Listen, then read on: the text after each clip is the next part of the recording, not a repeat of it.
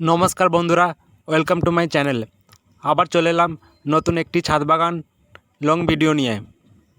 আজকের এই ভিডিওটি ড্রাগন গাছের পরিচর্যা সম্পর্কে ও ড্রাগন গাছের কুঁড়ি হলুদ হয়ে ঝরে যাওয়ার কারণ ও ড্রাগন গাছে প্রচুর পরিমাণে ফল পেতে কিছু টিপস শেয়ার করব, সেটা তোমাদের সাথে।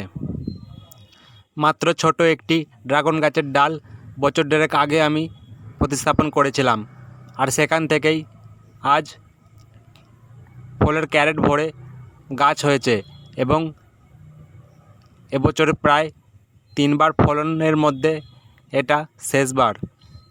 ফলের সাইজ ছোট হলেও ফল প্রচুর পরিমাণে ধরেছে।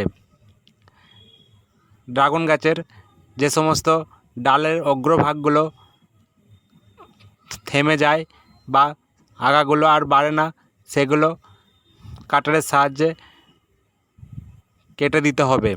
তারপর সেখানে হলুদ গুঁড়ো বা সাব ফাঙ্গিসাইড প্রলেপ দিয়ে দিতে হবে, যাতে ডালটি পচন বা শুকনো হয়ে যাওয়ার হাত থেকে রক্ষা পায়।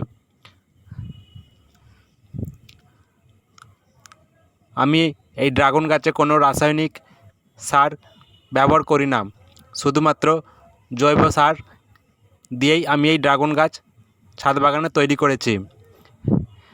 আর সেখান থেকেই প্রচুর পরিমাণে আমি চারাও তৈরি করেছি। অনেক চারা রীতিমতো আমি ফেলেও দিয়েছি ফলের ক্যারেটে না পাওয়ার কারণে।